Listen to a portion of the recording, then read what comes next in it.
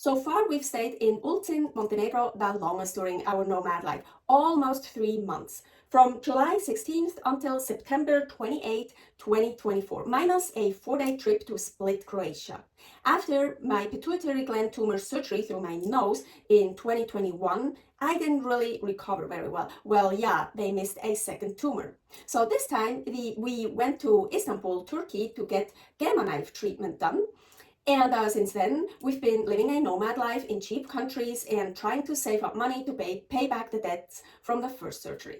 My friend from Switzerland connected me with people that own a house in Ulcinj Montenegro. And even though they are renovating at the moment, and even though they've never met Paul or me, they let us stay in their room in that house for free for as long as we wanted. That was so super nice. We are so grateful for that. So it was super cool to see this place during high season and off season. Well, maybe not like off season, but there was a huge change. We arrived there on one of the hottest and most humid days, so that was really brutal for us. We are used to really dry weather from Reno, Nevada, USA, high desert. Here is the video about slumming it in Montenegro, where I talk about our place and living conditions. It was super crazy high season when we arrived. So many people. Super crazy touristic. We've seen car license plates from all over Europe and even the USA. Big nightlife. So many souvenir stands and restaurants. A carnival park, music, parties, so much going on. Honestly, for me, way too touristic. The weather was hot too, crazy hot. Just once there was a little thunderstorm and you saw all the people getting out on the balconies on the street and filming it and like, oh, wow, finally rain, finally bearable temperatures. Bali, a grocery store, was sometimes packed and a real nut house.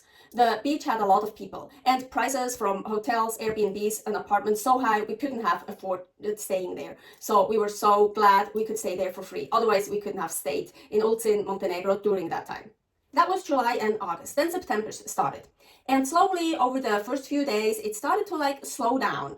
But suddenly it was like bam, and it completely changed. So you almost got the feeling it changed from one day to the other. So many fewer people on the streets, like a fifth less. Restaurants brought the outdoor seating inside and many closed, about 2/3. The Albanian restaurant that cooked whole lambs every day closed. I guess they went back to Albania and will return next year for the next season.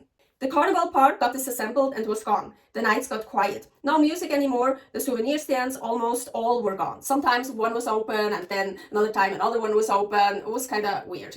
The house we were staying in, there were also other rooms and there were workers living there from the restaurant. So I think on our floor there were about 6 or 7 workers and some more downstairs, and they were all gone too. So we were the only ones left in that part of the house. It was actually so nice. No cigarette smoke or cologne smell coming underneath the door into our room. So that was nice. And the weather changed too, almost from one day to the other. So crazy. So from being unbearably hot, the temperature dropped, sometimes even up to 40 degrees Fahrenheit. So crazy.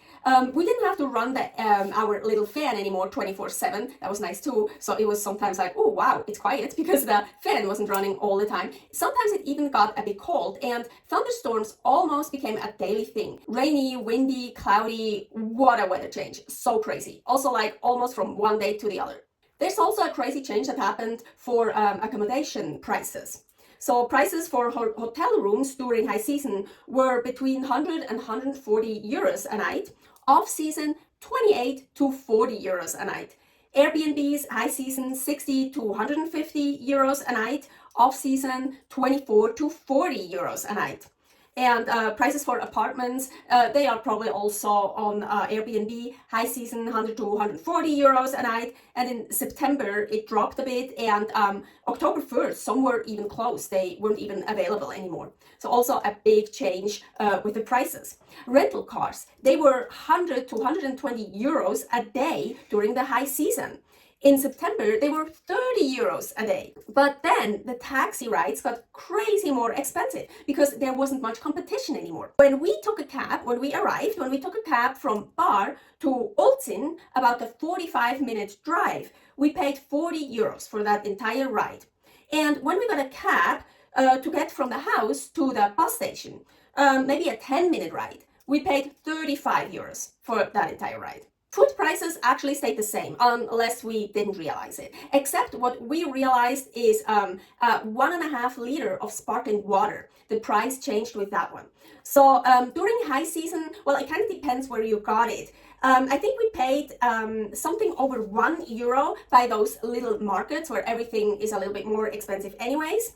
And I think 89 cents at Volley. And I remember it was the cheapest at Solari's for probably 69 cents. So something like that. Anyways, so in September during off season, we found that exactly the same 1.5 liter bottle of sparkling water at Volley for 59 cents instead of 89 cents.